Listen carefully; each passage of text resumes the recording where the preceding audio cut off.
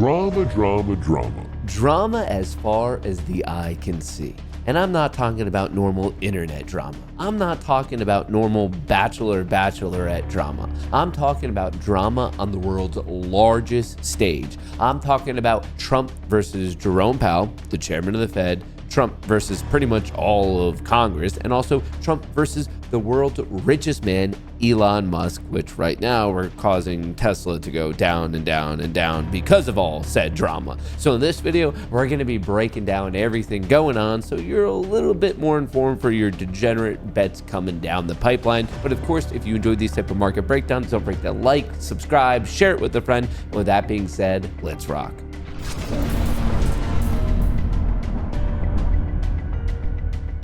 To officially kick off a new month and a new quarter, we were hit with a little bit of confusion. Dow jumps 400 points, S&P 500 closes flat to start new quarter as investors rotate out of tech. And that's exactly what happened. So the S&P 500, technically not a new all-time high, but we're really close to it. We did clock it yesterday. And if you're looking at this chart, you'd be like, yeah, no, bulls are in control. But if you look at the intraday chart, you're probably not feeling as optimistic. I mean, the SPY pretty much flat, the Nasdaq losing 0.8%, while the small cap sector gained 1%. So like I said, very confusing, and just for posterity's sake, Bitcoin, as I'm filming this, trading just between 105 and 106, so down 1.5% on the session. So yes, if you look at this chart, you're probably feeling amazingly bullish. If you're looking at this, you're probably thinking, what in the world happened today? Why was Apple the only green one? And then if you're looking at the heat map, you're probably thinking, hey, I guess Christmas is coming early, and this time it's coming in summer. So to better understand why there was so much confusion across the entire market today, well, it comes back to how I started off this video. There was a whole heck of a lot of drama, and it started early. Powell confirms that Fed would have cut by now were it not for tariffs. So this is coming really the day after apparently Trump wrote Jerome Powell, the chairman of the Fed, a personal note here, once again calling him too late, commonly referring to him as stupid, and also just saying he doesn't know what in the world's going on. But in all reality, that was just the start of drama today.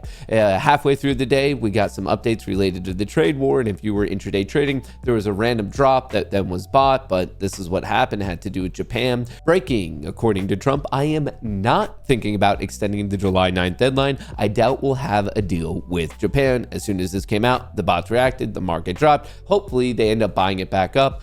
Trump suggests Japan could pay 30 or 35% tariff. So these tensions once again seemingly boiling over.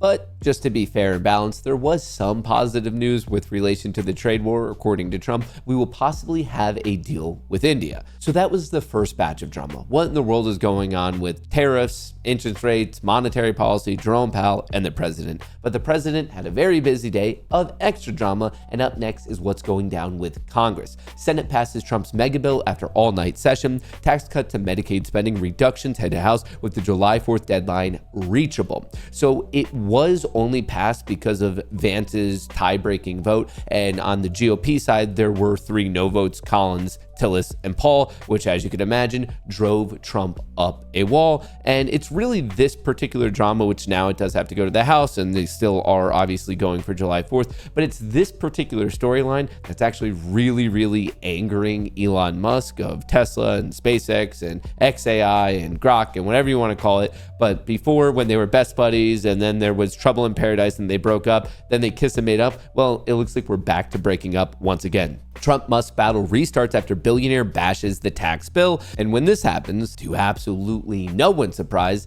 Tesla stock is getting hit again. Today, dropping 5%, and ever since the recent high, that means it is officially down over 15%, and that's in basically one trading week. So very ugly for Tesla. This is a short-term issue, but an issue nonetheless, and it's all because Elon is very outspoken in his, I guess, distaste for this spending bill. Every member of Congress who campaigned on reducing government spending and then immediately voted for the biggest debt increase in history should hang their head in shame.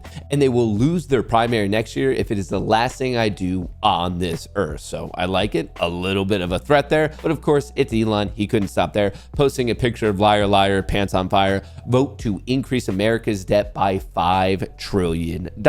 He kept going, and obviously You can imagine that he's not happy, making the president not happy. These are both guys with seriously large egos. If this insane spending bill passes, the America Party will be formed the next day. Our country needs an alternative to the Democrat-Republican uniparty so that the people actually have a voice.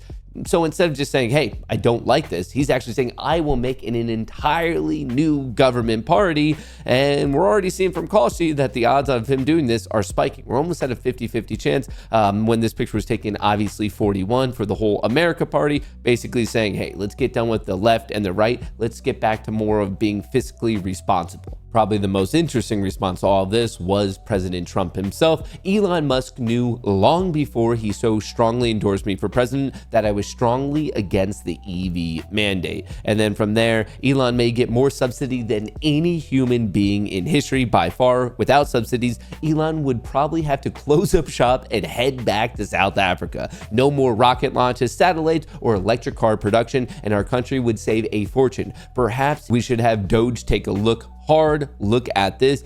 Big money to be saved. That in itself is kind of crazy, saying pack up, go back to South Africa. But then Elon responded by saying, I am literally saying cut it all now. So he was kind of saying, yeah, no, do it. We got to save more money. So that was an interesting turn. But then the interesting turn had its own interesting turn where he was saying that they might be looking into deporting Elon Musk. Are you going to deport Elon Musk? I don't know. I think we'll have to take a look. As you could probably imagine, when this drama was unfolding, the internet had a field day. Trump, Doge will take a look at Elon Musk, classic Spider-Man meme. And I'm pleased to report, at the point that I'm filming this, it's not even ending. Elon just posted this. When are they going to flatten the curve? Obviously referring to the US national debt, which does not stop growing. So there you have it, folks. Drama.